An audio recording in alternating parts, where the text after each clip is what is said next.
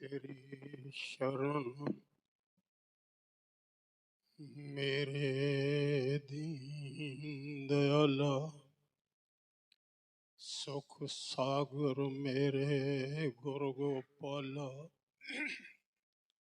कर कृपा नानक गुण गावे, रखो शर्म असाड़ी जीओ।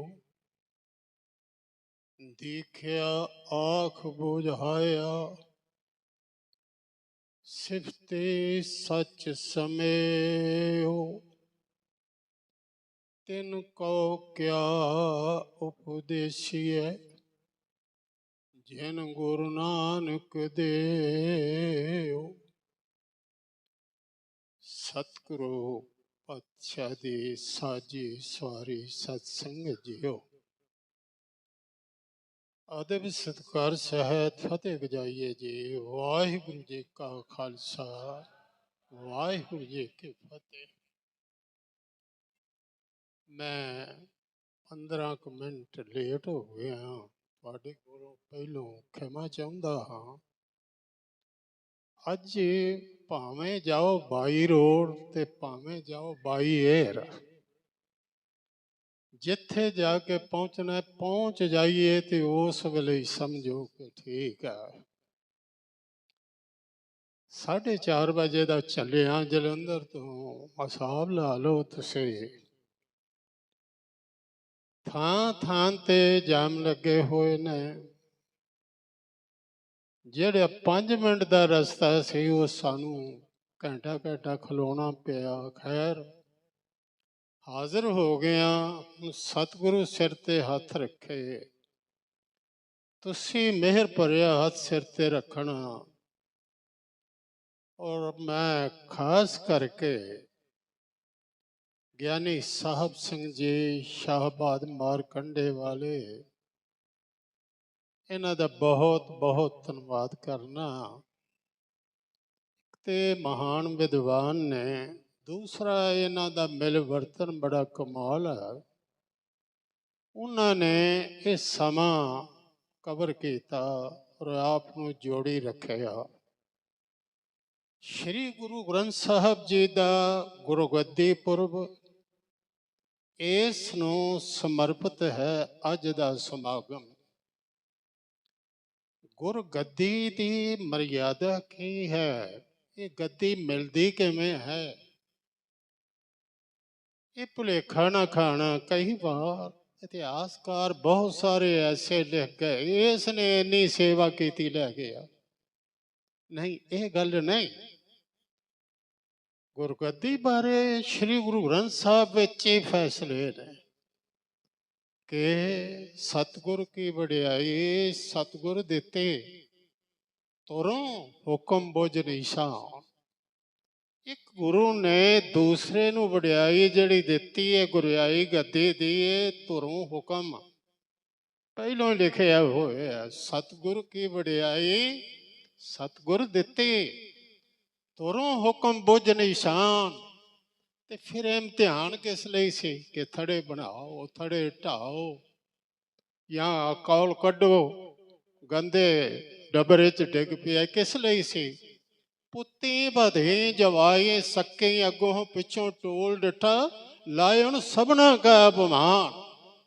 ये उन्हों का अपमान तोड़न वास्ते से कि तुसी ते हुक्म रजा विच भी नहीं रह सकते, तुसी गुरु नूं समझ नहीं सकते, तुहाडी इच्छा कुछ होर है।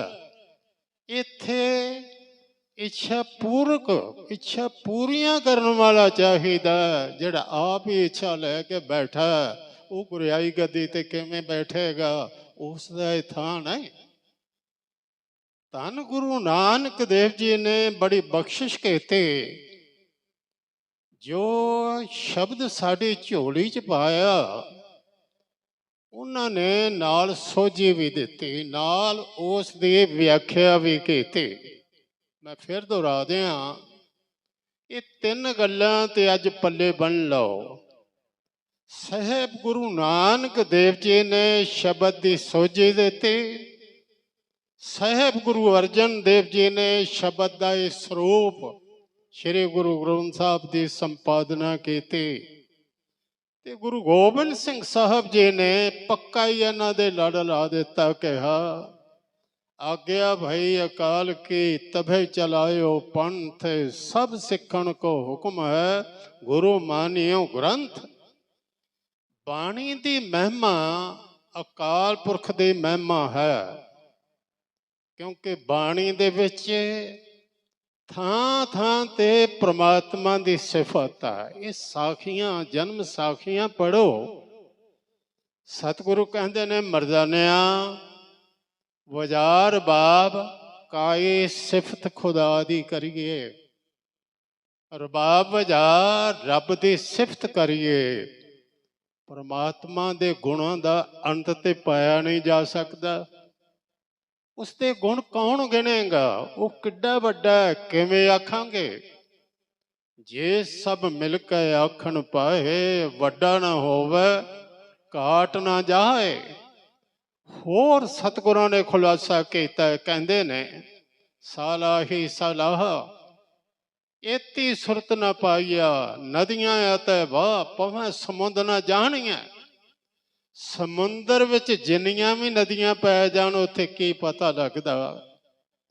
ਕਿੰਨੇ ਸਿਫਤ ਕਰਨ ਵਾਲੇ ਨੇ, ਕਿੰਨੇ ਸਾਡੇ ਤੋਂ ਪਹਿਲੇ ਕਰ ਕਰਕੇ ਚਲੇ ਗਏ।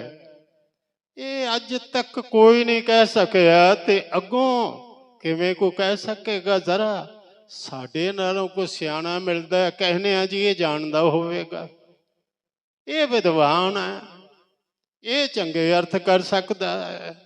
ਮੈਨੂੰ ਇੱਕ ਛੋਟਾ ਜਿਹਾ ਦ੍ਰਿਸ਼ਟਾਂਤ ਯਾਦ ਆਇਆ। ਦ੍ਰਿਸ਼ਟਾਂਤ ਬਦਲ ਜਾਂਦੇ ਨੇ, ਸਿਧਾਂਤ ਨਹੀਂ ਬਦਲਦਾ।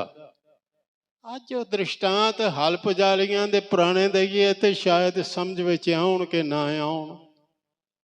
ਅੱਜ ਦੇ ਨਾਲ ਢੁਕਦਾ ਜ਼ਮਾਨੇ ਦੇ ਦ੍ਰਿਸ਼ਟਾਂਤ ਵਕਤੇ ਦਾ ਕੰਮ ਹੈ।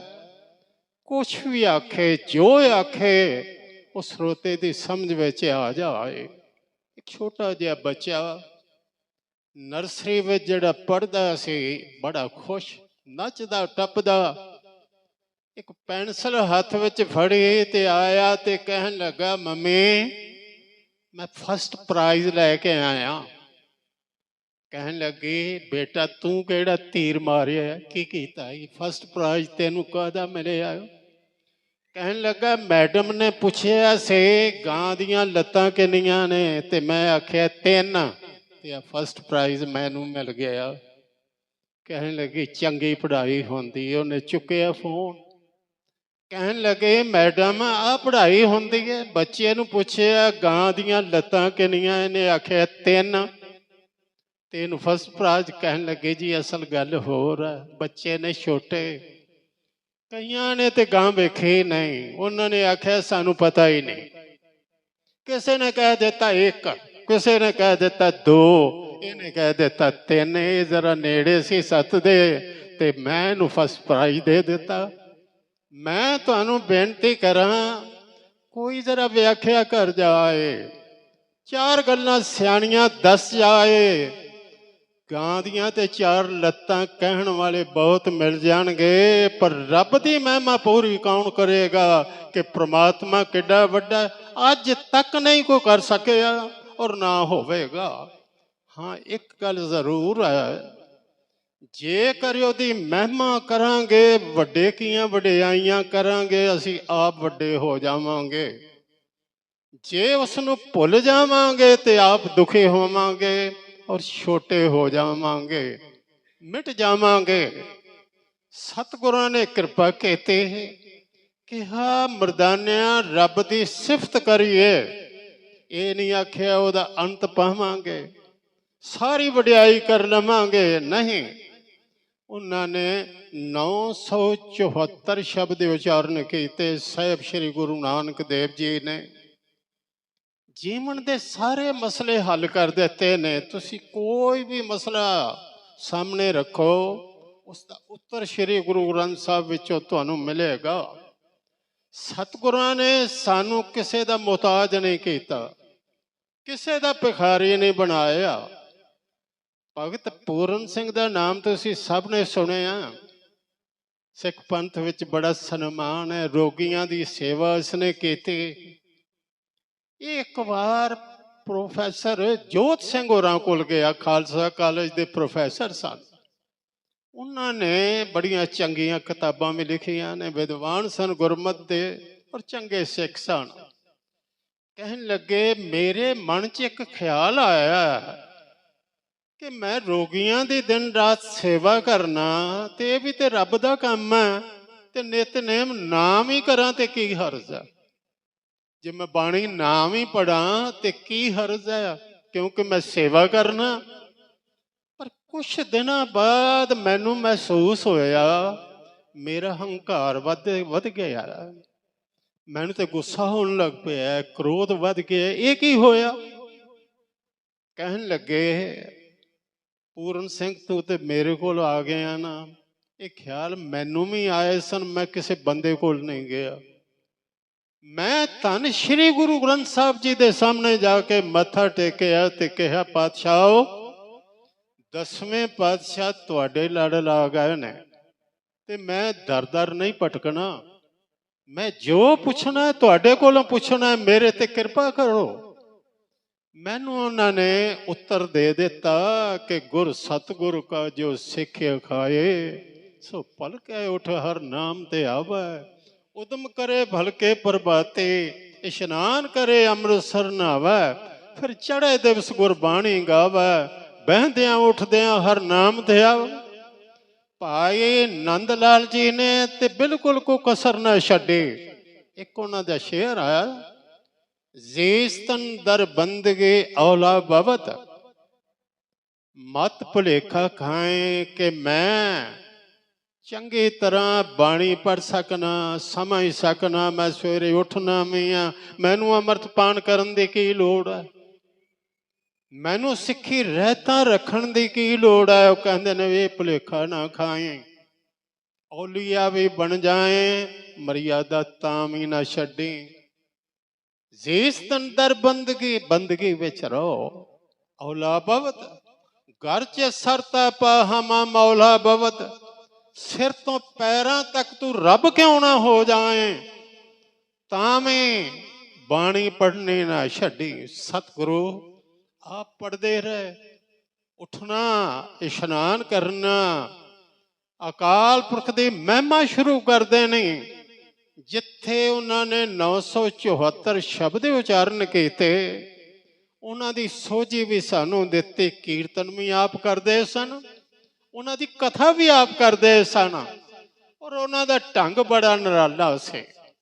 ਹਰ ਬੰਦਾ ਭਾਵੇਂ ਹੋਵੇ ਮੁਸਲਮਾਨ, ਭਾਵੇਂ ਹੋਵੇ ਹਿੰਦੂ, ਭਾਵੇਂ ਕੋਈ ਜੈਨੀ ਹੋਵੇ, ਭਾਵੇਂ ਕੋਈ ਬੋਧੀ ਹੋਵੇ, ਉਸੇ ਦੀ ਗੱਲ ਲੈ ਕੇ ਉਸੇ ਨੂੰ ਜਵਾਬ ਦੇ ਦੇਣਾ। ਹੁਣ ਮੈਂ ਇੱਕ ਬਾਣੀ ਦਾ ਵਾਕਿਆ ਤੁਹਾਡੇ ਸਾਹਮਣੇ ਰੱਖਾਂ ਕਿ ਪੁੱਛ ਲਿਆ ਕਿਸੇ ਨੇ, ਪਾਤਸ਼ਾਹ ਇਹ ਧਰਤੀ ਨੂੰ ਸੁਣਿਆ ਧੌਲੇ ਬਲਦ ਨੇ ਚੁੱਕਿਆ ਹੋਏ। ਗੁਰੂ ਨਾਨਕ ਦੇਵ ਜੀ ਦਾ ਢੰਗ, ਧੌਲਾ ਇੱਕ ਧੌਲੇ ਦਾ ਅਰਥ ਹੁੰਦਾ ਚਿੱਟਾ, ਚਿੱਟੇ ਰੰਗ ਦਾ ਬੈਲ ਹੈ ਤੇ ਉਹਨੇ ਚੁੱਕਿਆ ਔਰ ਇੱਕ ਸਿੰਗ ਤੇ ਥੱਕ ਜਾਂਦਾ ਹੋਵੇਗਾ। ਜਦੋਂ ਥੱਕ ਜਾਏ ਸਿੰਘ ਬਦਲਦਾ, ਧਰਤੀ ਦੂਸਰੇ ਸਿੰਘ ਤੇ ਕਰਦਾ ਤੇ ਬਸ ਫਿਰ ਭੁਚਾਲ ਆ ਜਾਂਦੇ ਨੇ। ਇਹ ਠੀਕ ਹੈ? ਸਤਿਗੁਰੂ ਕਹਿਣ ਲੱਗੇ ਚਲੋ ਮੰਨ ਲੈਨੇ ਆ, ਠੀਕ ਹੈ, ਪਰ ਇੱਕ ਗੱਲ ਮੈਨੂੰ ਦੱਸੋ ਕਿ ਉਹ ਬੈਲ ਖੜਾ ਕਿੱਥੇ ਹੈ? ਸਿੰਘ ਤੇ ਧਰਤੀ ਤੇ ਚੁੱਕੀ ਹੈ ਨਾ, ਵੇਖੋ ਢੰਗ ਕਿੰਨਾ ਸੋਹਣਾ ਹੈ, ਕਿ ਖਲੋਤਾ ਕਿੱਥੇ ਆ? ਕਹਿਣ ਲੱਗੇ ਜੀ ਖਲੋਣ ਵਾਸਤੇ ਫਿਰ ਥੱਲੇ ਧਰਤੀ ਹੋਰ ਚਾਹੀਦੀ ਹੈ। ਕਹਿਣ ਲੱਗੇ ਹੋਰ ਮੁਸ਼ਕਲ ਬਣ ਗਈ, 2 ਧਰਤੀਆਂ ਹੋ ਗਈਆਂ, ਉਹਨੂੰ ਕਿੰਨੇ ਚੁੱਕਿਆ? ਡਬਲ ਭਾਰ, ਫਿਰ ਉਹਦੇ ਥੱਲੇ ਫੇਰ ਬੈਲ ਚਾਹੀਦਾ। ਪਾਤਸ਼ਾਹ ਗੱਲ ਤੁਹਾਡੀ ਸਮਝ ਵਿੱਚ ਆ ਗਈ, ਫਿਰ ਧਰਤੀ ਨੂੰ ਚੁੱਕਿਆ ਕਿੰਨੇ? ਕਹਿਣ ਲੱਗੇ ਸੁਣੋ, ਅਕਾਲ ਪੁਰਖ ਨੇ ਇੱਕ ਨਿਯਮ ਬਣਾ ਦਿੱਤਾ, ਹਰ ਚੀਜ਼ ਉਸ ਨਿਯਮ ਦੇ ਨਾਲ ਤਣੀ ਪਈ ਹੈ। ਅੱਜ ਦੇ ਸਾਇੰਸਦਾਨ ਤੇ ਉਸ ਨੂੰ ਕਹਿੰਦੇ ਨੇ ਗ੍ਰੈਵਿਟੀ, ਕਿ ਖਿੱਚ ਪ੍ਰਮਾਤਮਾ ਨੇ ਪੈਦਾ ਕੀਤੀ ਹੈ ਤਾਰਾ ਆਪਣੇ ਤਾਰੇ ਜਿਹੜੇ ਦਿਸਦੇ ਪਏ ਨੇ ਸਾਨੂੰ ਸਾਡੀ ਧਰਤੀ ਨਾਲੋਂ ਵੱਡੇ ਨੇ ਘੱਟੋ ਘੱਟ। ਆਪਣੇ ਆਪਣੇ ਤਾਂ ਸਾਰੇ ਖਲੋਤੇ ਹੋਏ ਨੇ। ਉਹਨਾਂ ਨੇ ਕਿਹਾ ਇਸ ਨੂੰ ਧਰਮ। ਧੌਲ ਧਰਮ ਦਇਆ ਕਾ ਪੂਤ, ਸੰਤੋਖ ਥਾਪ ਰੱਖਿਆ ਜਨ ਸੂਤ। ਜੇ ਕੋ ਬੁਝੈ ਹੋਵੇ ਸਚਿਆਰ, ਉਹ ਸਚਿਆਰ ਹੋ ਜਾਏਗਾ ਜੇ ਸੱਚ ਨੂੰ ਸਮਝੇ। ਧਵਲੇ ਉੱਪਰ ਕੇਤਾ ਭਾਰ, ਧਰਤੀ ਹੋਰ ਪਰੇ ਹੋਰ ਹੋਰ। ਧਰਤੀ ਦੇ ਥੱਲੇ ਹੋਰ ਬੈਲ, ਥੱਲੇ ਹੋਰ ਬੈਲ, ਤਿਸ ਤੇ ਭਾਰ ਤਲੇ ਕਮਣ ਜੋਰ। ਇਹ ਕਿੱਥੇ ਤੱਕ ਜਾਓਗੇ? ਕਿੰਨੀਆਂ ਧਰਤੀਆਂ ਨੇ, ਕੋਈ ਗਿਣੀਆਂ ਜਾਂਦੀਆਂ ਨੇ। ਕਹਿਣ ਲੱਗੇ ਧਰਮ ਨੇ ਚੁੱਕੀਆਂ ਹੋਈਆਂ ਨੇ। ਪਰਮਾਤਮਾ ਨੇ ਇੱਕ ਨਿਯਮ ਬਣਾ ਦਿੱਤਾ ਕਿ ਹਰ ਚੀਜ਼ ਉਸ ਦੇ ਆਸਰੇ ਖੜੀ ਆ। ਇੱਕ ਹੋਰ ਬੇਨਤੀ ਕਰਾਂ, ਸਾਡੇ ਕਿੰਨੇ ਕਾਰਜ ਉਹਨਾਂ ਨੇ ਸਵਾਰੇ। ਸਾਡੇ ਦੇਸ਼ ਦੇ ਵਿੱਚ ਛੂਆਛਾਤ ਇੰਨੀ ਸੀ ਕਿ ਬੰਦੇ ਨੂੰ ਬੰਦੇ ਤੋਂ ਨਫ਼ਰਤ। ਬੰਦੇ ਨੂੰ ਜੇਕਰ ਇਨਸਾਨ ਬਣਾਉਣਾ, ਦੇਵਤਾ ਬਣਾਉਣਾ, ਦੇਵਤੇ ਤੋਂ ਪ੍ਰਮਾਤਮਾ ਬਣਾਉਣਾ, ਤੇ ਫਿਰ ਇਹ ਸਤਿਗੁਰੂ ਕਹਿੰਦੇ ਨੇ ਬਲਹਾਰੀ ਗੁਰ ਆਪਣੇ ਦਿਉਹਾੜੀ ਸਦਵਾਰ। ਜਿਨ ਮਾਨਸ ਤੇ ਦੇਵਤੇ ਕੀਏ ਕਰਤ ਨਾ ਲਾਗੇ ਵਾਰ। ਗੁਰੂ ਨੇ ਇਨਸਾਨੀਅਤ ਸਿਖਾਈ, ਕਿਹਾ ਪ੍ਰੇਮ ਚਾਹੀਦਾ, ਸੱਚ ਚਾਹੀਦਾ। ਇਹ ਦੋ ਗੁਣ ਕਦੀ ਵਿੱਚ ਆ ਜਾਣ ਨਾ, ਪ੍ਰੇਮ ਹੋਵੇ, ਸੱਚ ਹੋਵੇ। ਜਿਸ ਨੂੰ ਅਸੀਂ ਪ੍ਰੇਮ ਆਮ ਕਰਕੇ ਕਹਿੰਦੇ ਆ, ਖਿਮਾ ਕਰਨਾ, ਪ੍ਰੇਮ ਸ਼ਬਦ ਤੇ ਬਦਨਾਮ ਕਰਕੇ ਰੱਖ ਦਿੱਤਾ ਬੰਦੇ ਨੇ। ਦੋਸਤੀ ਦੇ ਨਾਮ ਤੇ ਧੋਖਾ ਹੁੰਦਾ ਪਿਆ, ਠੱਗੀਆਂ ਹੁੰਦੀਆਂ ਪਈਆਂ ਨੇ। ਮਨਮੁੱਖਾਂ ਕਹਿਰੇ ਦੋਸਤੀ, ਮਾਇਆ ਕਾ ਸੰਬੰਧ। ਵੇਖਦਿਆਂ ਹੀ ਭੱਜ ਜਾਣ, ਕਦੇ ਨਾ ਪਾਇਨ ਬੰਦ। ਜਿਚਰ ਪੈਨਣ ਖਾਵਣੇ, ਤਿਚਰ ਰੱਖਣ ਗੰਢ। ਜਿਤ ਦਿਨ ਕਛੂ ਨਾ ਹੋਵੇ, ਤਿਤ ਦਿਨ ਬੋਲਣ ਗੰਧ। ਹੱਦ ਹੋ ਗਈ। ਇਹ ਮਿੱਤਰਤਾ, ਇਸ ਨੂੰ ਪਿਆਰ ਕਹਿੰਦੇ ਆ, ਇਸ ਨੂੰ ਮਿੱਤਰਤਾ ਕਹਿੰਦੇ ਆ। ਸਤਿਗੁਰੂ ਕਹਿੰਦੇ ਨੇ ਨਹੀਂ, ਮਿੱਤਰਤਾ ਦੋਸਤੇ ਪਿਆਰ ਦੇਣਾ ਤੇ ਜਾਣਦਾ, ਵਾਪਸ ਨਹੀਂ ਮੰਗਦਾ। ਮਿੱਤਰਤਾ ਦੇ ਵਿੱਚ, ਪ੍ਰੇਮ ਵਿੱਚ ਰਿਕਵਰੀ ਨਹੀਂ। ਮੈਨੂੰ ਮਿਲੇਗਾ ਕਿ, ਬਿਲਕੁਲ ਨਹੀਂ। ਇਹ ਇੱਥੇ ਮਸਲਾ ਹੀ ਨਹੀਂ ਕਿ ਮੈਨੂੰ ਮਿਲੇਗਾ ਕਿ, ਦੇਣਾ ਹੀ ਦੇਣਾ। ਜਿਸ ਨੂੰ ਦੇਣਾ ਆ ਜਾਏ ਉਸ ਨੂੰ ਪਿਆਰ ਮਿਲ ਗਿਆ। ਸਤਿਗੁਰੂ ਨਾਨਕ ਦੇਵ ਜੀ ਨੇ ਸਾਡੇ ਕੋਲੋਂ ਕੀ ਮੰਗਿਆ? ਸੰਸਾਰ ਵਿੱਚ ਗਏ, ਇੰਨਿਆਂ ਦਾ ਨਿਸਤਾਰਾ ਕੀਤਾ। ਅੱਜ ਤੱਕ ਇਤਿਹਾਸਕਾਰ ਦੱਸਣ ਕਿਸੇ ਘਰ ਅੱਗੇ ਜਾ ਕੇ ਉਹਨਾਂ ਨੇ ਪਾਣੀ ਵੀ ਮੰਗਿਆ ਹੋਵੇ, ਕਿਸੇ ਕੋਲੋਂ ਕੁਛ ਨਹੀਂ ਮੰਗਿਆ। ਸੰਸਾਰ ਨੂੰ ਦਿੱਤਾ ਹੀ ਦਿੱਤਾ। ਹਰਿਦੁਆਰ ਗਏ, ਇੱਕ ਸਾਧੂ ਨੂੰ ਵੇਖਿਆ, ਉਹਨੇ ਪਹਿਲੇ ਤੇ ਚੌਂਕਾ ਬਣਾਇਆ, ਗੋਬਰ ਲਿਆ ਕੇ ਗਊ ਦਾ ਉਹ ਫੇਰਿਆ। ਚੰਗੀਆਂ ਭਲੀਆਂ ਸੁੱਕੀਆਂ ਲੱਕੜੀਆਂ ਉਹਨਾਂ ਨੂੰ ਧੋਤਾ ਗਿੱਲੀਆਂ ਕੀਤੀਆਂ, ਫਿਰ ਹੁਣ ਉਹਨਾਂ ਨੂੰ ਸੁਕਾਇਆ। ਫਿਰ ਉਸਨੇ 2 ਚੁੱਲ੍ਹੇ ਪੁੱਟੇ, ਭੋਜਨ ਬਣਾਇਆ। ਜਦੋਂ ਸਭ ਕੁਝ ਤਿਆਰ ਹੋ ਗਿਆ, ਸਤਿਗੁਰੂ ਕਹਿਣ ਲੱਗੇ ਮਰਦਾਨਿਆਂ, ਚੌਂਕੇ ਦੇ ਕੋਲ ਜਾ ਕੇ ਖੜਾ ਹੋ ਜਾ ਤੇ ਉੱਥੋਂ ਹੀ ਵਾਪਸ ਆ ਜਾ। ਮਰਦਾਨਾ ਗਿਆ, ਇਸ ਦਾ ਪਰਛਾਵਾਂ ਪੈ ਗਿਆ। ਸਾਧੂ ਜਿਹੜਾ ਹਰੀ ਹਰ ਕਰਦਾ ਸੀ, ਚੋ ਬਲਦਾ ਚੁੱਕਿਆ ਤੇ ਮਾਰਨ ਵਾਸਤੇ ਦੌੜਿਆ। ਮਰਦਾਨਾ ਜੀ ਅੱਗੇ ਦੌੜੇ, ਸਤਿਗੁਰੂ ਕੋਲ ਆ ਗਏ। ਸਤਿਗੁਰੂ ਕਹਿਣ ਲੱਗੇ ਸੰਤ ਜੀ, ਕਿਉਂ ਇਹਨੂੰ ਮਾਰਨ ਲੱਗੇ ਹੋ? ਇਹ ਤੇ ਬੜਾ ਚੰਗਾ ਕਲਾਕਾਰ ਹੈ, ਕੀਰਤਨੀਆ, ਇਹਨੇ ਕਦੀ ਕਿਸੇ ਦਾ ਬੁਰਾ ਨਹੀਂ ਕੀਤਾ। ਕਹਿਣ ਲੱਗਾ ਮੇਰਾ ਕੀਤਾ, ਮੈਨੂੰ ਭ੍ਰਿਸ਼ਟ ਕਰ ਦਿੱਤਾ। ਇਹ ਸ਼ੂਦਰ ਹੈ, ਇਸ ਦਾ ਪਰਛਾਵਾਂ ਪੈ ਗਿਆ ਮੇਰੇ ਚੌਂਕੇ ਤੇ, ਮੇਰੀ ਮਿਹਨਤ ਖਰਾਬ ਹੋ ਗਈ। ਸਤਿਗੁਰੂ ਕਹਿਣ ਲੱਗੇ ਪਰਛਾਵਾਂ ਤੇ ਇੱਲਾਂ ਦਾ ਵੀ ਪਿਆ, ਮੁਰਦਾਰ ਖਾਂਦੀਆਂ ਨੇ, ਲੰਘ ਕੇ ਗਈਆਂ। ਪਰਛਾਵਾਂ ਤੇ ਕੁੱਤਿਆਂ ਦਾ ਵੀ ਪਿਆ। ਹੱਦ ਹੋ ਗਈ, ਬੰਦੇ ਦਾ ਮਨ ਇੰਨਾ ਨੀਵਾਂ ਚਲਾ ਗਿਆ। ਪਾਤਸ਼ਾਹ ਨੇ ਜਿਹੜੇ ਆਕੜੇ ਸਨ ਨਾ ਜ਼ਿਆਦਾ, ਉਹਨਾਂ ਨੂੰ ਕਿਹਾ ਆਕੜ ਦੇ ਤੇ ਮੁਰਦੇ ਨੇ, ਮੁਰਦੇ ਦੇ ਅੰਗ ਆਕੜ ਜਾਂਦੇ ਨੇ। ਅੱਖਾਂ ਖੁੱਲ ਗਈਆਂ ਨੇ ਨਾ, ਅਸੀਂ ਨੀਵੀਆਂ ਕਰ ਦਿੰਦੇ ਆ। ਕਿਉਂ? ਆਪਣੇ ਆਪ ਨਹੀਂ ਕਰ ਸਕਦਾ। ਮੁਰਦੇ ਆਕੜਦੇ ਨੇ, ਭਾਈ ਤੂੰ ਹੰਕਾਰ ਛੱਡ ਤੇ ਥੋੜਾ ਜਿਹਾ ਝੋਕ। ਤੇ ਜਿਹੜੇ ਵਿਚਾਰੇ ਪੈਰਾਂ 'ਚ ਡਿੱਗੇ ਪਏ ਸਨ ਨਾ, ਬਿਲਕੁਲ ਹੀ ਕੁੱਬੇ ਹੋਏ, ਉਹਨਾਂ ਨੂੰ ਆਖਿਆ ਤੂੰ ਥੋੜਾ ਉੱਚਾ ਹੋ। ਨੀਵਿਆਂ ਨੂੰ ਉੱਚੇ ਕਰ ਦਿੱਤਾ। ਬੜਾ ਸੁੰਦਰ ਬਚਨ ਹੈ, ਨੀਚੇ ਊਚ ਕਰੇ ਮੇਰਾ ਗੋਬਿੰਦ ਕਾਹੂ ਤੇ ਨਾ ਡਰੇ। ਉਹਨਾਂ ਨੂੰ ਉੱਚਿਆਂ ਕੀਤਾ, ਉੱਚਿਆਂ ਨੂੰ ਥੋੜਾ ਜਿਹਾ ਆਖਿਆ ਝੁਕਣਾ ਸਿੱਖੋ। ਪ੍ਰੇਮ ਦੀ ਗੱਲ ਸੰਸਾਰ ਨੂੰ ਸਮਝਾਈ ਮੇਰੇ ਪਾਤਸ਼ਾਹ ਨੇ। ਕਹਿਣ ਲੱਗੇ ਇਹ ਤੁਹਾਡੇ ਸਮਾਜ ਵਿੱਚ ਵੀ ਕੰਮ ਆਏਗੀ, ਇਹ ਤੁਹਾਨੂੰ ਕਰਤਾਰ ਦੇ ਘਰ ਵਿੱਚ ਵੀ ਕੰਮ ਆਏਗੀ। ਸ੍ਰੀ ਰਾਗ ਦਾ ਇੱਕ ਸ਼ਬਦ ਮੈਂ ਤੁਹਾਡੇ ਸਾਹਮਣੇ ਰੱਖਾਂ। ਕਹਿੰਦੇ ਨੇ ਰੇ ਮਨ ਐਸੀ ਹਰਸਿਓ ਪ੍ਰੀਤ ਕਰ, ਜੈਸੀ ਜਲ ਦੁੱਧ ਹੋਏ। ਜਿਵੇਂ ਪਾਣੀ ਤੇ ਦੁੱਧ ਦੀ ਪ੍ਰੀਤੀ ਹੈ, ਤੁਸੀਂ 1 ਕਿਲੋ ਦੁੱਧ ਲਓ ਤੇ ਕੁਇੰਟਲ ਪਾ ਦਿਓ ਪਾਣੀ, ਪਾਣੀ ਦਾ ਪੜਦਾ ਕੱਜ ਲੈਂਦਾ। ਤੇ ਉਹ ਕਹਿੰਦਾ ਮਿੱਤਰਾ ਤੂੰ ਮੇਰਾ ਪੜਦਾ ਕੱਜਿਆ, ਹੁਣ ਕੜਾਹੀ 'ਚ ਪਾ ਕੇ ਰੱਖ ਦਿੱਤਾ ਭੱਠੀ ਤੇ, ਪਹਿਲਾਂ ਕੁਇੰਟਲ ਪਾਣੀ ਸੜੇਗਾ, ਦੁੱਧ ਦੀ ਵਾਰੀ ਤਾਂ ਆਏਗੀ। ਉਹ ਕਹਿੰਦੇ ਨੇ ਰਿਸ਼ਤੇਦਾਰੀ ਤੇ ਆ ਹੋਏ, ਕਿਸੇ ਨੂੰ ਪੜਦਾ ਕੱਜਣਾ ਆਉਂਦਾ ਹੋਵੇ ਬੰਦਾ ਤੇ ਪੜਦਾ ਲਾਉਂਦਾ, ਬੰਦਾ ਤੇ ਅਫਗਨ ਫੋਲਦਾ ਦੂਸਰਿਆਂ ਦੇ। ਕਹਿੰਦੇ ਨੇ ਪ੍ਰੇਮ, ਪ੍ਰੇਮ ਪੜਦੇ ਕੱਜਦਾ। ਪਾਤਸ਼ਾਹ ਨੇ ਇੱਕ ਇੱਕ ਬਚਨ ਜੋ ਸਾਡੇ ਕੰਮ ਆਉਣ ਵਾਲਾ, ਸਮਾਜ ਵਿੱਚ ਵੀ ਕੰਮ ਆਏ, ਸਾਡੇ ਨੀਤੀ ਵਿੱਚ ਵੀ ਕੰਮ ਆਏ, ਸਾਡੇ ਧਰਮ ਵਿੱਚ ਵੀ ਕੰਮ ਆਏ। ਇਹ 974 ਸ਼ਬਦ ਉਹਨਾਂ ਦੇ 63 ਸ਼ਲੋਕ ਸਾਹਿਬ ਗੁਰੂ ਅੰਗਦ ਦੇਵ ਜੀ ਦੇ। ਇੱਕ ਮੈਂ ਤੁਹਾਨੂੰ ਪੜ੍ਹ ਕੇ ਸੁਣਾਇਆ। ਦੀਖਿਆ ਦਾ ਅਰਥ ਕੀ ਹੁੰਦਾ?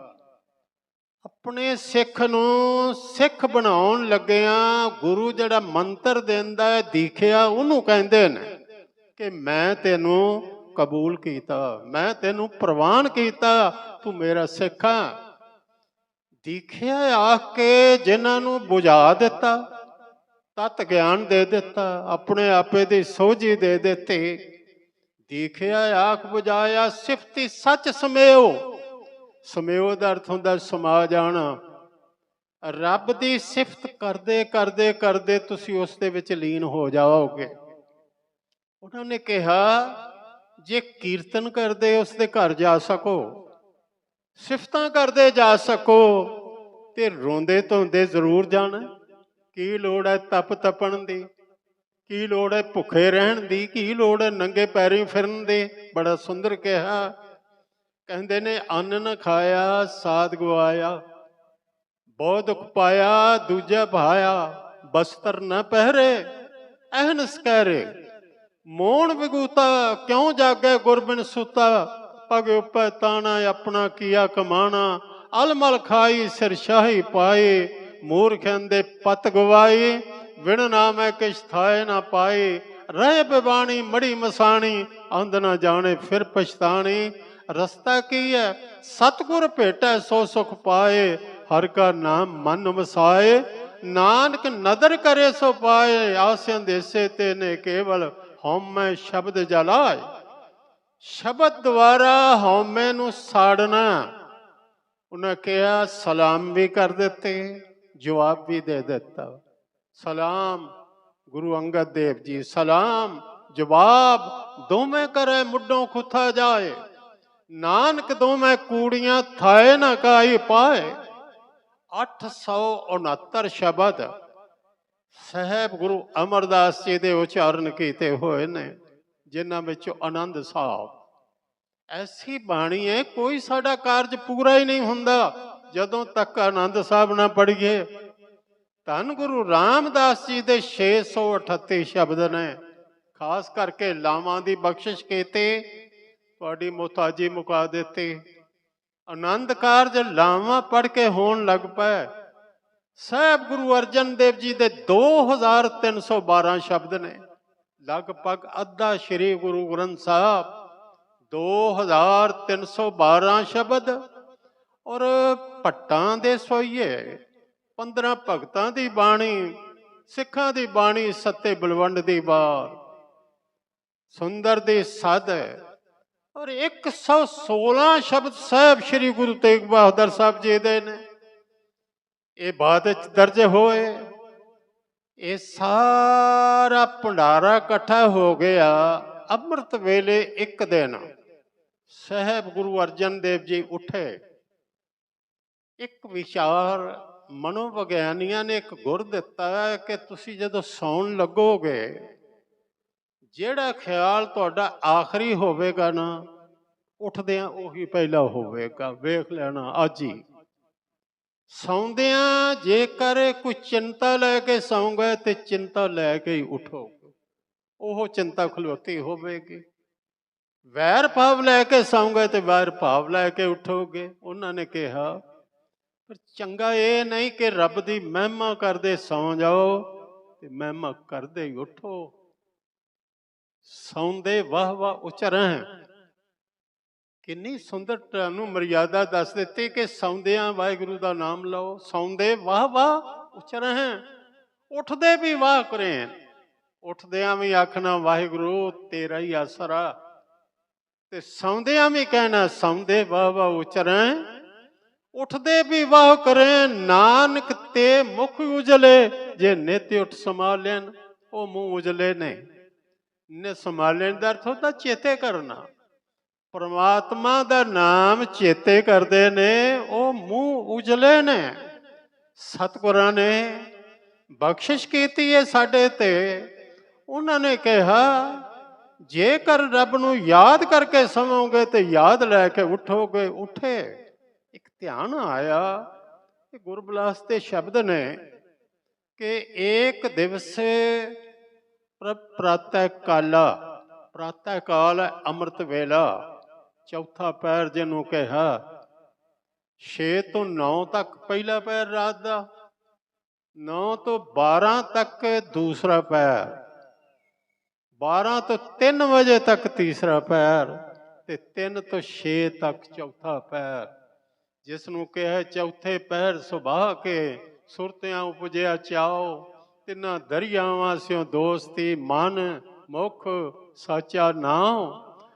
ਅੰਮ੍ਰਿਤ ਵੇਲੇ ਉੱਠੇ ਤੇ ਧਿਆਨ ਖਿਆਲ ਆਇਆ। ਇੱਕ ਦਿਵਸ ਪਰ ਪ੍ਰਤਿ ਕਾਲਾ, ਦਇਆ ਭਰੇ ਮਨ ਦੀਨ ਦਿਆਲਾ। ਯੋ ਮਨ ਉਪਜੀ, ਮਨ ਚ ਖਿਆਲ ਆਇਆ ਪ੍ਰਗਟਿਓ ਜਗ ਪੰਥ। ਪੰਥ ਤੇ ਜਗਤ ਵਿੱਚ ਪ੍ਰਗਟ ਹੋ ਗਿਆ। ਗੁਰੂ ਨਾਨਕ ਦੇਵ ਜੀ ਨੇ ਕਰ ਦਿੱਤਾ। ਜਿਹੜਾ ਇਹ ਖਿਆਲ ਹੈ ਪੰਥ ਗੁਰੂ ਗੋਬਿੰਦ ਸਿੰਘ ਸਾਹਿਬ ਨੇ ਹੀ ਸਾਜਿਆ। ਅਸਲ 'ਚ ਅਧਿਐਨ ਦੀ ਘਾਟ ਹੈ। ਕਦੀ ਇਹ ਪੜ੍ਹ ਲਈਏ ਮਾਰਿਆ ਸਿੱਕਾ ਜਗਤ ਵਿੱਚ ਨਾਨਕ ਨਿਰਮਲ ਪੰਥ ਚਲਾਇਆ। ਹੋਰ ਪੜ੍ਹੋ ਸ਼ਬਦ ਜਿਤੀ ਸਿੱਧ ਮੰਡਲੀ ਕੀਤੋ ਸੇ ਆਪਣਾ ਪੰਥ ਨਿਰਾਲਾ। ਪੰਥ ਯੋਗੀਆਂ ਦੇ ਵੀ ਹੈ ਸਨ। ਆਈ ਪੰਥ ਪਾ, ਪੰਥ ਗੋਪਾਲ, ਪੰਥ ਬਣ, ਧਜੜੀ ਪੰਥ, ਚੋਲੀ ਪੰਥ, ਰਾਵਲ ਪੰਥ ਦਾ। ਇਹ ਪੰਥ ਤੇ 12 ਸਨ ਉਹਨਾਂ ਦੇ, ਔਰ 10 ਪੰਥ ਸੰਨਿਆਸੀਆਂ ਦੇ। ਪੰਥ ਸ਼ਬਦ ਤੇ ਬਹੁਤ ਪੁਰਾਣਾ। ਉਹ ਕਹਿੰਦੇ ਸਨ ਆ ਕਿ ਤੁਸੀਂ ਆਈ ਪੰਥ ਵਿੱਚ ਆ ਜਾਓ। ਉਹਨੇ ਸ਼ਬਦ ਵਰਤਿਆ ਆਈ ਪੰਥੀ ਸਗਲ ਜਮਾਤੇ, ਮਨ ਜੀਤੈ ਜਗ ਜੀਤ। ਪੰਥ ਗੁਰੂ ਨਾਨਕ ਦੇਵ ਨੇ ਚਲਾ ਦਿੱਤਾ, ਲੇਕਿਨ ਇਹ ਟਿਕੇ ਕਿਵੇਂ? ਕਹਿਣ ਲੱਗੇ ਤੇ ਕਾਰਨ ਅਬ ਕੀਜੈ ਗ੍ਰੰਥ। ਗ੍ਰੰਥ ਹੋਵੇਗਾ ਤੇ ਪੰਥ ਟਿਕੇਗਾ, ਨਹੀਂ ਤੇ ਪੰਥ ਜਿਹੜਾ ਹੈ ਟਿਕੇਗਾ ਨਹੀਂ। ਹੈ ਤੇ ਸੱਚ ਹੈ। ਸਾਡੇ ਕੋਲ ਜੇ ਕਦੇ ਸ੍ਰੀ ਗੁਰੂ ਗ੍ਰੰਥ ਸਾਹਿਬ ਨਾ ਹੁੰਦੇ, ਅਸੀਂ ਖੇਰੂ ਖੇਰੂ ਹੋ ਜਾਂਦੇ। ਅੱਜ ਵੀ ਮੈਂ ਵੇਖਿਆ ਸੰਪਰਦਾਵਾਂ ਤੇ ਬਹੁਤ, ਜਥੇਬੰਦੀਆਂ ਬਹੁਤ, ਪਰ ਜੋੜ ਕੇ ਰੱਖਿਆ ਧੰਨ ਸ੍ਰੀ ਗੁਰੂ ਗ੍ਰੰਥ ਸਾਹਿਬ ਜੀ ਨੇ।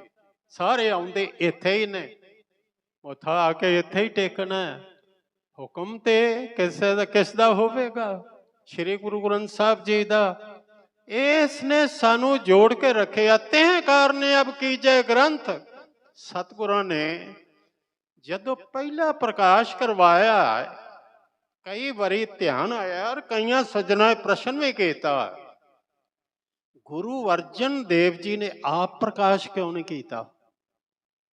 ਗੁਰੂ ਅਰਜਨ ਦੇਵ ਜੀ ਨੇ ਹੁਕਮ ਆਪ ਕਿਉਂ ਨਹੀਂ ਲਿਆ? ਇਹ ਮਸਲਾ ਉੱਠਦਾ ਕਈ ਵਾਰੀ। ਅਸਲ ਵਿੱਚ ਉਹਨਾਂ ਨੂੰ ਪਤਾ ਸੀ ਅੱਗੋਂ ਸ਼ਰੀਰਾਂ ਦਾ ਸਿਲਸਿਲਾ ਸਮਾਪਤ ਹੋਣਾ ਹੈ। ਤੁਸੀਂ ਭਾਈ ਗੁਰਦਾਸ ਦੀ ਉਹ ਪੌੜੀ ਪੜ੍ਹੋ ਕਿ ਸਿੱਖਾਂ ਪੁੱਛਿਆ ਮਹਾਰਾਜ 6 ਗੁਰੂਆਂ ਦੇ ਤੇ ਦਰਸ਼ਨ ਹੋ ਗਏ, ਅੱਗੋਂ ਇਹ ਕਿੰਨੇ ਕੁ ਹੋਣਗੇ ਹੋਰ ਦੱਸੋਗੇ? ਕਹਿਣ ਲੱਗੇ 4 ਹੋਰ ਹੋਣਗੇ। ਪੁੱਛਣ ਸਿੱਖ ਅਰਦਾਸ ਕਰ 6 ਮਹਿਲਾਂ ਤੱਕ ਦਰਸ਼ਨ ਹਾਰੀ। ਅਗਮੇ ਅਗੋਚਰ ਸਤਿਗੁਰੂ ਬੋਲੇ ਮੁਖ ਤੇ ਸੁਣੋ ਸੰਸਾਰੇ, ਕਲਯੁਗ ਪੀੜੀ ਸੋਢੀਆਂ ਨੇਚਲ ਨੀਵ ਉਸਾਰ ਖਿਲਾਰੇ। ਜੁਗ ਜੁਗ ਦਾ ਅਰਥ ਹੈ 2, ਜੁਗ ਜੁਗ ਸਤਿਗੁਰ ਧਰੇ ਅਵਤਾਰੇ। ਅੱਗੋਂ ਗ੍ਰੰਥੀਆਂ ਹੀ ਪ੍ਰਕਾਸ਼ ਕਰਨਾ ਤੇ ਗ੍ਰੰਥੀਆਂ ਹੀ ਹੁਕਮ ਲੈਣਾ ਤੇ ਫਿਰ ਅੱਜ ਹੀ ਕਿਉਂ ਨਾ ਸ਼ੁਰੂ ਕਰਾਇਆ ਜਾਏ। ਕਰਨੀ ਗ੍ਰੰਥੀ ਪ੍ਰਕਾਸ਼ ਵੀ ਬਾਬਾ ਬੁੱਢਾ ਸਾਹਿਬ 98 ਸਾਲ ਦੀ ਉਮਰ ਸੀ ਉਸ ਵੇਲੇ। ਬਾਬਾ ਜੀ ਨੇ ਪ੍ਰਕਾਸ਼ ਕੀਤਾ ਤੇ ਕਿਹਾ ਬੁੱਢਾ ਸਾਹਿਬ ਖੋਲੋ ਗ੍ਰੰਥ। ਉਸ ਵੇਲੇ ਨਾਲ ਗੁਰੂ ਸ਼ਬਦ ਨਹੀਂ ਜੋੜਿਆ ਭਾਈ ਸਾਹਿਬ ਜੀ ਨੇ ਵੀ, ਕਿਉਂਕਿ ਗੁਰੂ ਜਿਹੜਾ ਨਾ ਸ਼ਬਦ ਜੁੜਿਆ ਨੰਦੇੜ ਸੱਚਖੰਡ ਹਜ਼ੂਰ ਸਾਹਿਬ। ਜਦੋਂ ਗੁਰਿਆਈ ਗੱਦੀ ਦੀ ਮਰਿਆਦਾ ਨਿਭਾਈ ਗਈ, ਬੁੱਢਾ ਸਾਹਿਬ ਖੋਲੋ ਗ੍ਰੰਥ, ਲਿਹੋ ਆਵਾਜ਼ ਸੁਣੇ ਸਭ ਪੰਥ, ਅਦਬ ਸਹਿਤ ਤਬ ਗ੍ਰੰਥ ਸੋ ਖੋਲਾ, ਲੈ ਆਵਾਜ਼ ਬੁੱਢਾ ਮੁਖ ਬੋਲਾ। ਹੁਕਮ ਆਇਆ ਸੂਹੀ ਮਹਿਲਾ ਪੰਜਵਾਂ, ਸੰਤਾਂ ਕੇ ਕਾਰਜ ਆਪ ਖਲੋਇਆ, ਹਰ ਕੰਮ ਕਰਾਵਣ ਆਇਆ ਰਾਮ। ਜੇਕਰ ਇੱਕ ਪੰਕਤੀ ਨੂੰ ਅਸੀਂ ਮੰਨ ਲਈਏ ਤੇ ਹੰਕਾਰ ਤੇ ਨਹੀਂ ਰਹਿ ਸਕਦਾ। ਏਡਾ ਵੱਡਾ ਕਾਰਜ ਕਰਕੇ ਧੰਨ ਗੁਰੂ ਅਰਜਨ ਦੇਵ ਜੀ ਜੇ ਕਹਿੰਦੇ ਨੇ ਮੈਂ ਨਹੀਂ ਕੀਤਾ, ਕਰਵਾਇਆ। ਅਸਲ ਵਿੱਚ ਇੰਨਾ ਹੀ ਪਹਿਲੇ ਸਮਝ ਲਈਏ ਨਾ, ਸ੍ਰੀ ਗੁਰੂ ਗ੍ਰੰਥ ਸਾਹਿਬ ਵਿੱਚੋਂ ਇੱਕ ਓੰਕਾਰ ਸਤਿਗੁਰ ਪ੍ਰਸਾਦ। ਸਾਡੀ ਬੰਦਗੀ ਦਾ ਆਧਾਰ ਇੱਕ ਓੰਕਾਰ ਹੋਵੇ। ਪੂਜਾ ਅਕਾਲ ਪੁਰਖ ਦੀ, ਬੰਦਗੀ ਕਰਨ ਲੱਗਿਆ ਹੋਰ ਕੁਛ ਨਾ ਵਿੱਚ ਹੋਵੇ, ਇੱਕ ਓੰਕਾਰ। ਤੇ ਕਰਮ ਜਿਹੜੇ ਕਰਨੇ ਆ ਇਹ ਮੈਂ ਨਹੀਂ ਕੀਤੇ, ਗੁਰ ਪ੍ਰਸਾਦ। ਇਹ ਗੁਰੂ ਦੀ ਕਿਰਪਾ ਨਾਲ ਕਿਹਾ ਸਰੋਵਰ ਮੈਂ ਨਹੀਂ ਬਣਾਇਆ। ਉਹ ਪਾਵਨ ਸਰੋਵਰ ਜਿਹਨੂੰ ਅੰਮ੍ਰਿਤ ਸਰੋਵਰ ਕਹਿੰਦੇ ਆ ਅੱਜ ਅਸੀਂ, 17 ਫੁੱਟ ਗਹਿਰਾ, ਇੱਕ ਬਾਹੀ ਇਸ ਦੀ 500 ਫੁੱਟ ਹੈ, ਇੱਕ 490 ਫੁੱਟ ਹੈ, 17 ਫੁੱਟ ਗਹਿਰਾ ਤੇ 11 ਪੌੜ ਨੇ ਇਸ ਦੇ। ਏਡਾ ਵੱਡਾ ਕਾਰਜ ਵਿਚਕਾਰ ਹਰਮੰਦਰ। ਹਰਮੰਦਰ ਸਾਹਿਬ ਕੀ ਹੈ? ਪ੍ਰਕਾਸ਼ ਸਥਾਨ। ਇਹ ਉਹਨਾਂ ਨੇ ਪ੍ਰਕਾਸ਼ ਸਥਾਨ ਬਣਾਇਆ। ਇਹ ਕੁਝ ਬਣਾ ਕੇ ਕਿਹਾ ਸੰਤਾਂ ਕੇ ਕਾਰਜ ਆਪ ਖਲੋਇਆ, ਹਰ ਕੰਮ ਕਰਾਵਣ ਆਇਆ ਰਾਮ। ਧਰਤ ਸੁਹਾਵੀ ਤਾਲ ਸੁਹਾਵਾ, ਵਿੱਚ ਅੰਮ੍ਰਿਤ ਜਲ ਛਾਇਆ ਰਾਮ। ਉਸ ਦਿਨ ਤੋਂ ਲਿਖਿਆ ਭੂਮ ਸੈਨ ਨਿਤ ਪ੍ਰਤ ਕਰੇ, ਸ਼੍ਰੀ ਗ੍ਰੰਥ ਕੇ ਪਾਸ। ਜ਼ਮੀਨ ਤੇ ਸੌਣਾ ਆਰੰਭ ਕਰ ਦਿੱਤਾ। ਮੈਂ ਜਦੋਂ ਪਹਿਲੀ ਵਾਰ ਨਿਯੁਕਤੀ ਹੋਈ ਗ੍ਰੰਥੀ ਦੀ ਤੇ ਮੈਂ ਸਰੂਪ ਲੈਣ ਵਾਸਤੇ ਗਿਆ ਕੋਟਾ ਸਾਹਿਬ, ਉਹ ਆਸਨ ਥੱਲੇ ਵਿਛਿਆ ਵੇਖਿਆ, ਉਹ ਯਾਦ ਆ ਗਈ ਸਾਰੀ। ਧੰਨ ਗੁਰੂ ਅਰਜਨ ਦੇਵ ਤੁਸੀਂ ਇਹ ਵਿਛਾ ਕੇ ਉਸ ਦਿਨ ਤੋਂ ਇੱਥੇ ਆਪ ਸੌਣਾ ਸ਼ੁਰੂ ਕਰ ਦਿੱਤਾ ਸੀ। ਆਰਾਮ ਥੱਲੇ, ਮੰਜੇ ਤੇ ਨਹੀਂ ਸੁੱਤੇ।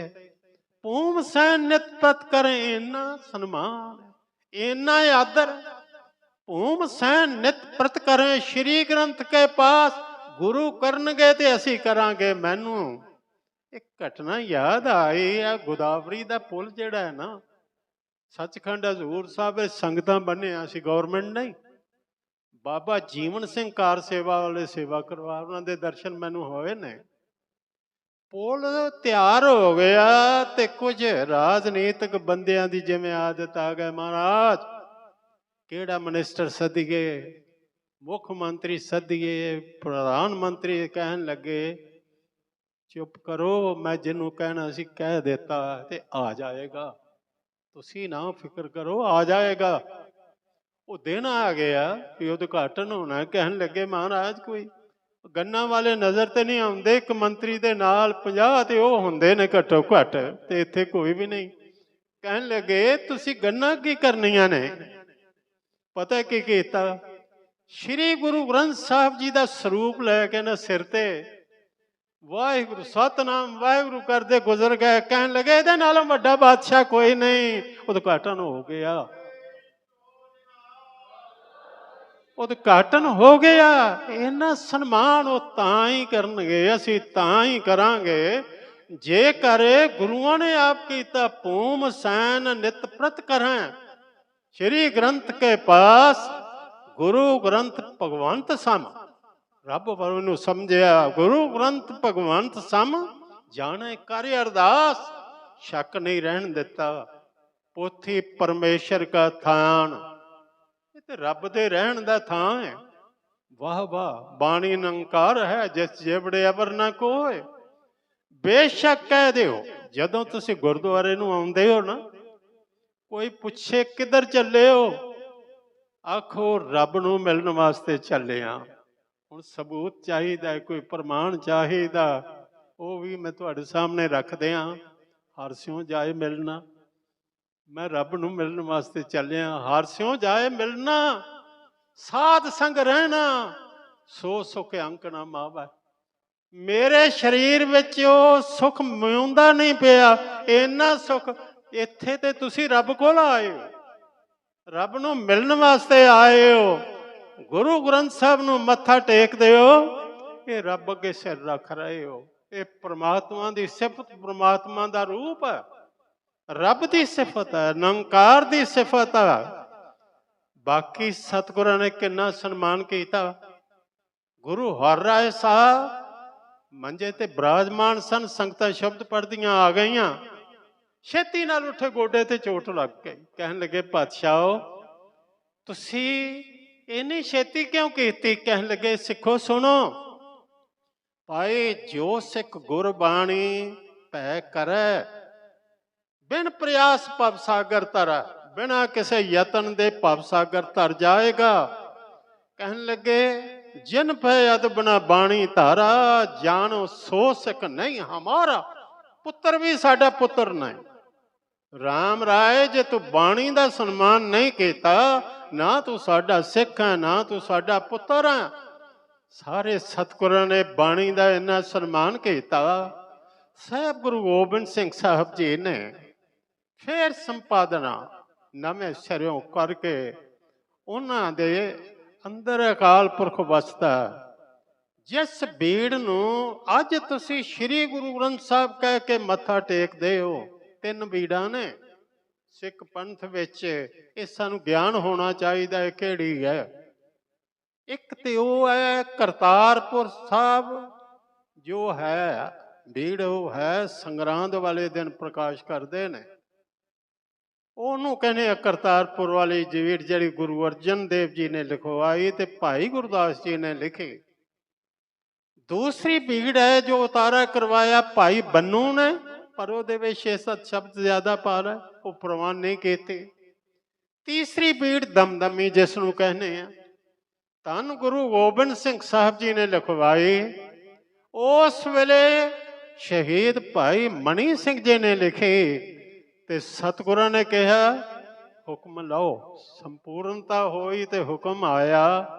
ਟੋਡੀ ਮਹਲਾ ਪੰਜਵਾਂ, ਸਤਿਗੁਰ ਆਇਓ ਸ਼ਰਨ ਤੁਹਾਰੀ, ਮਿਲੇ ਸੁਖ ਨਾਮ ਹਰ ਸੋਭਾ, ਚਿੰਤਾ ਲਾਏ ਹਮਾ। ਇਹ ਤਿੰਨ ਇਤਿਹਾਸਕ ਹੁਕਮ ਤੇ ਹਰ ਸਿੱਖ ਨੂੰ ਯਾਦ ਚਾਹੀਦੇ। ਪਹਿਲਾ ਤੁਸੀਂ ਸੁਣਿਆ ਸੰਤਾਂ ਕੇ ਕਾਰਜ ਆਪ ਖਲੋਇਆ, ਹਰ ਕੰਮ ਕਰਾਵਣ ਆਇਆ ਰਾਮ। ਦੂਸਰਾ ਦਮਦਮਾ ਸਾਹਿਬ ਆਇਆ ਸੇ ਸਤਿਗੁਰ ਆਇਓ ਸ਼ਰਨ ਤੁਹਾਰੀ, ਮਿਲੇ ਸੁਖ ਨਾਮ ਹਰ ਸੋਭਾ, ਚਿੰਤਾ ਲਾਏ ਹਮਾਰੀ। ਤੀਸਰਾ ਜਿਹੜਾ ਹੈ ਉਹ ਨਦੇੜ, ਸਤਿਗੁਰੂ ਇੱਥੋਂ ਚੱਲੇ ਬਗੌਰ ਪਹੁੰਚੇ, ਪਤਾ ਲੱਗਾ ਔਰੰਗਜ਼ੇਬ ਕਾਲਵਸ ਹੋ ਗਿਆ, ਉਹ ਚੱਲ ਵਸਿਆ। ਸਤਿਗੁਰੂ ਇੱਥੇ ਅਟਕ ਗਏ ਕਿ ਲੜਾਈ ਹੋਣੀ ਹੈ, ਜੰਗ ਹੋਣੀ ਹੈ ਭਰਾਵਾਂ ਵਿੱਚ, ਜਿਵੇਂ ਪਹਿਲੇ ਹੁੰਦੀ ਰਹੀ। ਭਾਈ ਨੰਦ ਲਾਲ ਦੇ ਰਾਹੀਂ ਉਹਨੇ ਸਹਾਇਤਾ ਮੰਗੀ, ਇਹਨੇ ਮੌਜ਼ਮ ਨੇ, ਤੇ ਸਤਿਗੁਰਾਂ 300 ਸਿੱਖ ਭੇਜਿਆ। ਵੀ ਇੱਕ ਸਿੱਖ ਦੇ ਤੀਰ ਨਾਲ ਹੀ ਤਾਰਾ ਆਜ਼ਮ ਮਾਰਿਆ ਗਿਆ ਸੀ। ਸਤਿਗੁਰਾਂ ਦਾ ਬੜਾ ਸਨਮਾਨ ਕੀਤਾ। ਕੁਝ ਫੈਸਲਿਆਂ ਦੇ ਨਾਲ ਚੱਲ ਰਹੇ ਸਨ। ਲੇਕਿਨ ਬਾਦਸ਼ਾਹ ਜਿਹੜਾ ਸੀ ਉਹਦਾ ਧਿਆਨ ਦੱਖਣ ਵੱਲ ਛੇਤੀ ਛੇਤੀ ਜਾ ਰਿਹਾ ਸੀ। ਗੱਲਬਾਤ ਦਾ ਕੋਈ ਮੌਕਾ, ਕੋਈ ਗੱਲ ਨਿਬੜੀ ਨਾ।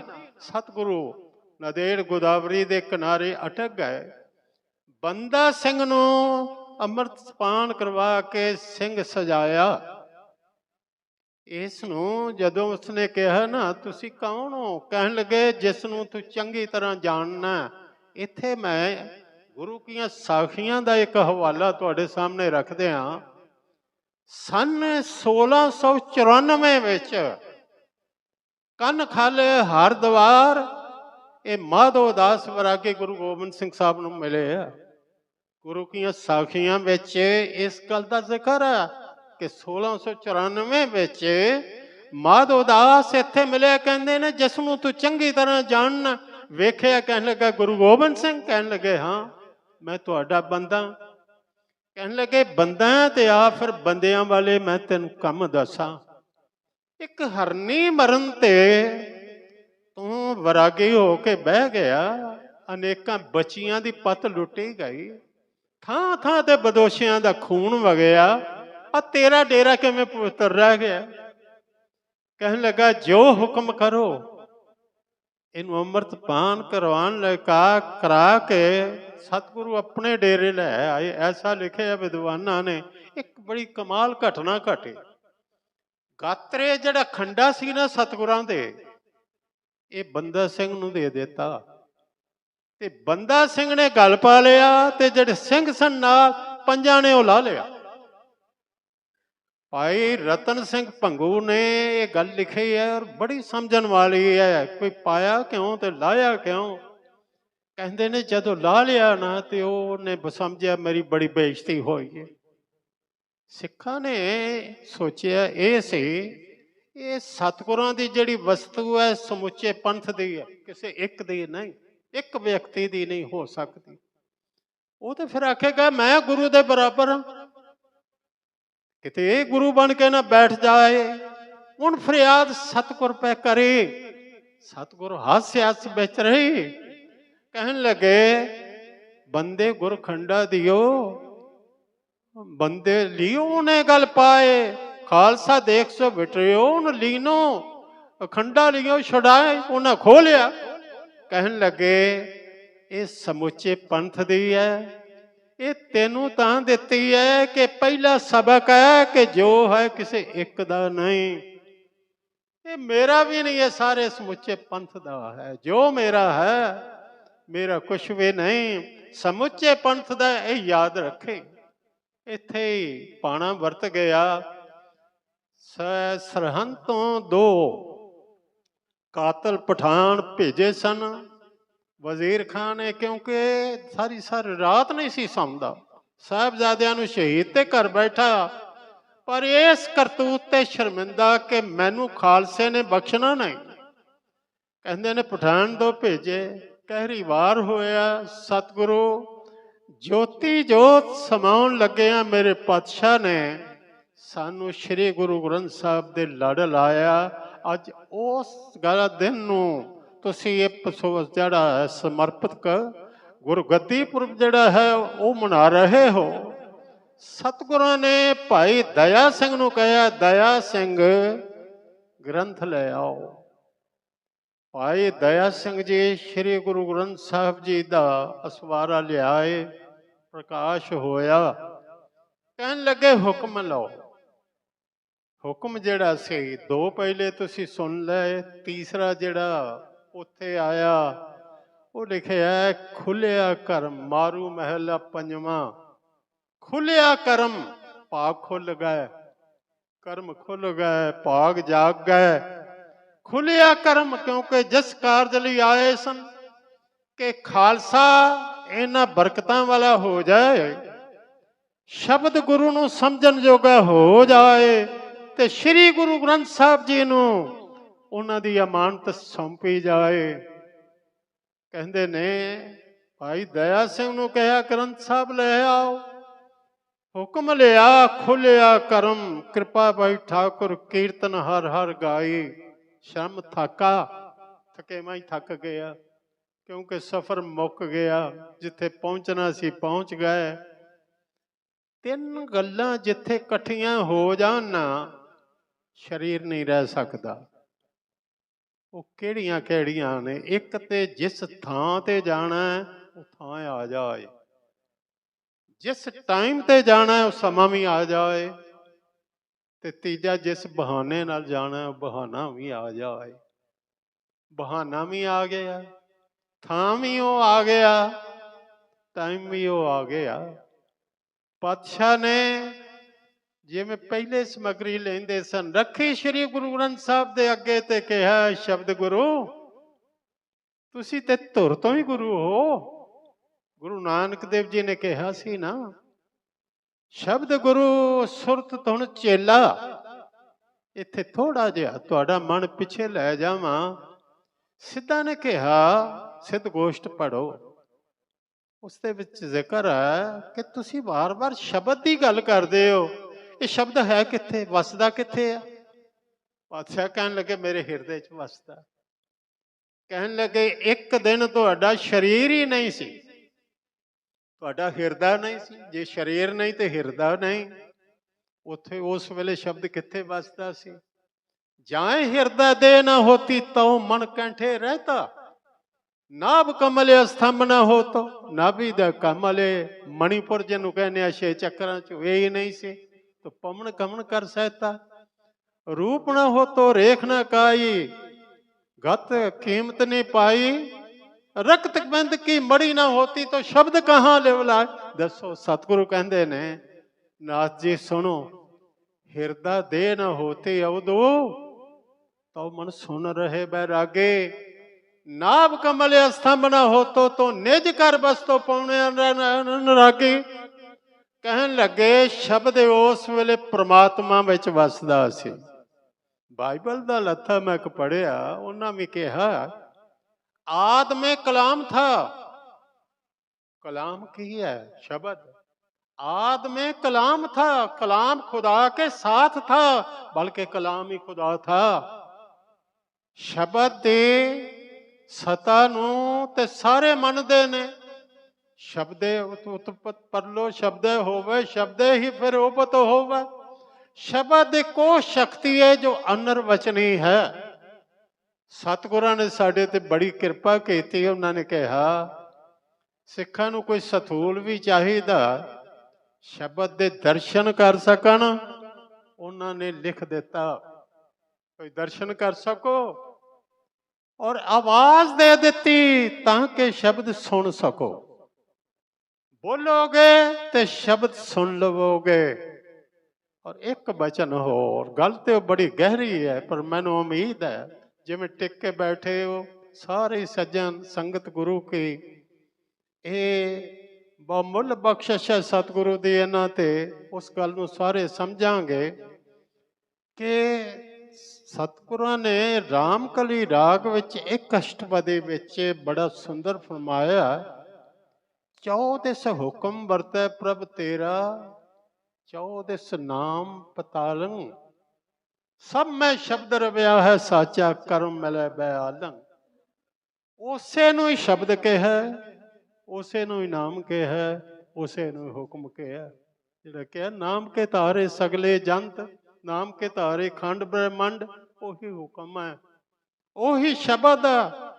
शब्द दे लड़ सानू ला दिता कि शब्द गुरु ये तुहाडी अमानत, तेरा तुझको सौंपते क्या लागे मेरा। रखे सारी समगरी भेटा ते मत्था टेक दिता ते सतगुरु पातशाह आप हथ जोड़ के खलोगा। सिख संगत सारी बैठी सी, कहन लगे गुरु के खालसा जी, मैं अज तक तुहाडे कोलों जो मंगिया तुसी वो हुक्म मोड़िया नहीं, जो मैं हुक्म कीता। मैं सोना आखिया तुसी ढेर ला दिते, मैं हथियार आखे अंबार ला दिते, मैं घोड़े आखे तंबेले भर दिते, भाई मैं सिर मंगे तां भी तुसी दे दिते। पर अज आखिरी गल है। कहन लगे सिख दसो, कहन लगे अज तो बाद श्री गुरु ग्रंथ साहब तो बिना किसी नूं मत्था नहीं कि टेकना, ये तुहाडा गुरु है, इस दे लड़ ला चलिया। आ गया भाई अकाल की, तबे चलायो पंथ, सब सिखण को हुक्म है, गुरु मानियो ग्रंथ। मैं ये नहीं कह रहा इन्हें आकड़ जाइए, मां के सामने भी नहीं झुकीए। जे मां के पैरी हथ ला देते कोई गुनाह नहीं हो गया, बाप के सामने भी ना झुकीए। आदर योग का भी आदर ना करिए, नहीं गुरु समझ के किसी होर दे अगे झुकना कि गुरु का काम ये कर जाएगा, नहीं। गुरु गुरु ही है, सतगुरु सतगुरु है। अज दे दिन बख्शिश होई से गुरियाई गद्दीओ पुरब तुसी मना रहे हो, सतगुरु कृपा करे। ये याद रखिए, श्री गुरु ग्रंथ साहब साडे गुरु हन। कोल बैठिए, बाणी ध्यान नाल पढ़िए। सतगुरां ने तो गारंटी देती है, गुरबाणी गावे भाई वो सफल सदा सुखदाई। ये फल देन वाली है, सुख देन वाली है। अमृत बाणी हर हर तेरी, सुन सुन होवे परमगत मेरी। धन श्री गुरु ग्रंथ साहब ते धन ने उहदे सिख, जिन्हां ने सत करके मन्निया। एक अंतम बेनती उहदे नाल ही, समा भी 1 घंटा पूरा समाप्त हो जाएगा, ये सरवण करो। इत्थे बैठ के संगत दे विच जिहड़ी अमुल दात सानू मिलनी है ना, वो किहड़ी है? जरा सौखा जिहा याद हो जाए, वो ये है भरोसा। इत्थे दात मिलनी है भरोसा। जिहड़ा रब ते भरोसा करेगा ना, वो आप भरोसे योग हो जाएगा। तुसी संसार नूं हुण ध्यान नाल वेखो, जे किते शक पवे, पत्नी ते भरोसा ना रहे तो घर नरक बन जाएगा। पति ते भरोसा ना होवे, उस घर का की हाल होवेगा। बच्चियां ते भरोसा ना होवे, कारोबार किवें चलणगे? संसार चल रहा भरोसे नाल। इत्थे बैठ के बंदा भरोसे योग बन जाएगा। गुरु के सिखां ते जगत भरोसा करदा। इत्थे ते इन्ना भरोसा साडे ते कीता, ਜਿਹੜੇ ਸਾਨੂੰ ਚਰਖੜੀਆਂ ਤੇ ਝਾੜ ਦੇ ਰਹੇ, ਜਿਨ੍ਹਾਂ ਨੇ ਖੋਪਰੀਆਂ ਲਾ ਦਿੱਤੀਆਂ, ਬੰਦ ਕੱਟੇ, ਉਹਨਾਂ ਨੇ ਵੀ ਇੱਕ ਕਾਨੂੰਨ ਬਣਾਇਆ ਸੀ, ਇੱਕ ਪਾਸੇ 2 ਮੁਸਲਮਾਨ ਗਵਾਹੀ ਦੇਣ, ਇੱਕ ਪਾਸੇ ਅੰਮ੍ਰਿਤਧਾਰੀ ਇੱਕ ਗਵਾਹੀ ਦੇਵੇ ਤੇ ਬਰਾਬਰ। ਉਹਨਾਂ ਨੂੰ ਪੁੱਛਿਆ ਕਿਉਂ? ਕਹਿਣ ਲੱਗੇ ਖੋਪਰੀ ਉਤਰਵਾ ਲੈਂਦੇ ਨੇ ਪਰ ਇਹ ਝੂਠ ਨਹੀਂ ਬੋਲਦੇ, ਇਹ ਚਰਖੜੀਆਂ ਤੇ ਚੜ ਜਾਂਦੇ ਨੇ ਪਰ ਇਹ ਝੂਠ ਨਹੀਂ ਬੋਲਦੇ। ਇਹ ਕਿੰਨਾ ਨੁਕਸਾਨ ਕਰਾ ਲੈਣ, ਮੌਤ ਕਬੂਲ ਲੈਣਗੇ ਪਰ ਝੂਠ ਨਹੀਂ ਬੋਲਦੇ। ਇਸ ਲਈ ਇਹਨਾਂ ਦੀ ਗਵਾਹੀ ਜਿਹੜੀ ਹੈ ਭਰੋਸੇਯੋਗ ਹੈ। ਜਿਹੜਾ ਬੰਦਾ ਸ਼੍ਰੀ ਗੁਰੂ ਗ੍ਰੰਥ ਸਾਹਿਬ ਤੇ ਭਰੋਸਾ ਕਰੇਗਾ, ਰੱਬ ਉਸ ਤੇ ਵੀ ਭਰੋਸਾ ਕਰੇਗਾ, ਗੁਰੂ ਉਸ ਤੇ ਵੀ ਭਰੋਸਾ ਕਰੇਗਾ, ਜਗਤ ਵੀ ਉਸ ਤੇ ਭਰੋਸਾ ਕਰੇਗਾ। ਮੈਂ ਆਰੰਭ ਵਿੱਚ ਬੇਨਤੀ ਕੀਤੀ ਸੀ, ਜਿਨ੍ਹਾਂ ਨੂੰ ਇਹ ਦੀਖਿਆ ਮਿਲ ਗਈ, ਦੀਖਿਆ ਕਿਹੜੀ? ਸ਼੍ਰੀ ਗੁਰੂ ਗ੍ਰੰਥ ਸਾਹਿਬ ਦੀ। दिखिया आख बुझाया सिफती सच सुमेओ, तिन कहो क्या उपदेशी है जिन गुरु नानक देओ। ये निक शब्द प्रवान करने जियो। भुल्लां दी खेमा अंत विच सरबत संगतां दा, गुरुद्वारा प्रबंधक कमेटी दा, सारियां दा मैं तहे दिल तो शुक्रगुजार हाँ। महान विद्वान दो ज्ञानी सतबीर सिंह जी, ज्ञानी हरिंदर सिंह जी, इन्हां दा बहुत बहुत धन्नवाद। गुरु की संगतां ने बड़ा टिक के तुसी सब कुछ सुनिया ते सतगुरु बख्शिश करे साडे हिरदे विच वसे। प्यार सहित फतेह गजाओ। वाहिगुरु जी का खालसा, वाहिगुरु जी की फतेह।